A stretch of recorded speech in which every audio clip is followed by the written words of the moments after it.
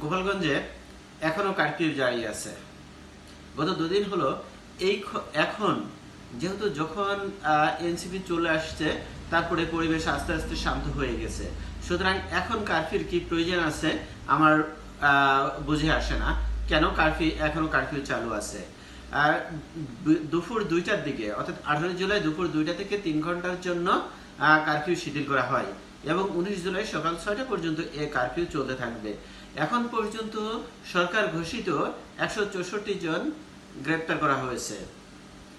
এগুলো হলো এই 164 জন হলো ঘোষণা করা হয়েছে।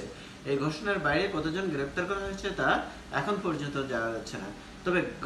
তবে এখন কারফিউ থাকার কারণ হচ্ছে কারফিউতে যাতে মানুষ সবাই বাসায় থাকে এবং আইন শৃঙ্খলা বাহিনী বাসায় গিয়ে গিয়ে তাদের পছন্দ মতো মানুষগুলো গ্রেপ্তার করতে পারে, এর জন্যই কারফিউ জারি রাখছে, যাতে এই মানুষগুলো বাইরে বেরোতে না পারে।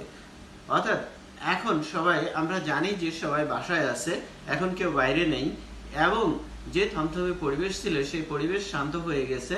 তারপরেও কারফিউ জারি রাখার অর্থ এবং কারফিউকে আরো এক্সটেন্ড করার অর্থ, এই কালকে সকাল পর্যন্ত এই কারফিউকে এক্সটেন্ড করার অর্থ হলো রাতে সারা রাত ধরে আইন শৃঙ্খলা বাহিনী গত 2 দিনের মতো সারা রাত ধরে তারা বিভিন্ন ধরনের মানুষ বাসায় বাসায় গিয়ে তল্লাশি চালাবে এবং তল্লাশি চালিয়ে তাদের পছন্দ মতো মানুষগুলোকে ধরে নিয়ে আসবে।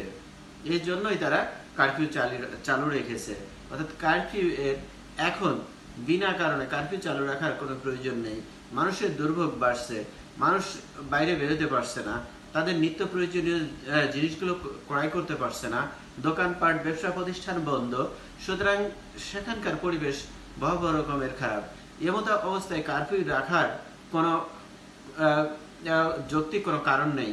যেহেতু মানুষের এত দুর্ভোগ বাড়ছে, দোকানপাট বন্ধ, নিত্য প্রয়োজনীয় জিনিসপত্র ক্রয় করতে পারছে না, মানুষ চলাফেরা করতে পারছে না, এমতো অবস্থায় কারফিউ রেখে শুধুমাত্র সরকার তার স্বার্থ হাসিল করার জন্য মানুষগুলোকে, নিরীহ মানুষ যারা বাসায় শুয়ে আছে তাদের পছন্দ মতো মানুষগুলোকে ধরে নিয়ে আসার জন্য, গ্রেপ্তার করার জন্য এই কারফিউ চালু রাখাটা কতটুকু যৌক্তিক, এই বিষয়গুলো সরকারকে অবশ্যই খেয়াল রাখতে হবে। যে হতে পারে তারা গোপালগঞ্জের মানুষ, তারা কিন্তু এই দেশেরই নাগরিক, এই দেশেরই মানুষ। সুতরাং তাদেরকে 5 জন মানুষকে গুলি করে হত্যা করা হয়েছে, যেখানে বলা হয়েছে যে যেখানে বলা হয়েছে আইন শৃঙ্খলা বাহিনী আর কখনোই গুলি করবে না, সেখানে 5 জন মানুষকে গুলি করা হয়েছে।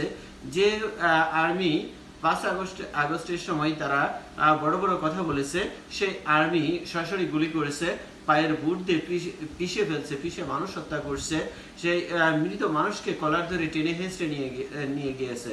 সুতরাং এই যে অমানবিক কাজগুলো যে আর্মি করেছে, এরা এত কিছু করার পরে এখন যারা ঘরে এই শান্তিতে যারা একটু ঘরে বসে আছে, শুয়ে আছে, সেই মানুষগুলোকে সারা রাত ধরে নিয়ে আসার জন্য কারফিউকে এক্সটেন্ড করা হয়েছে।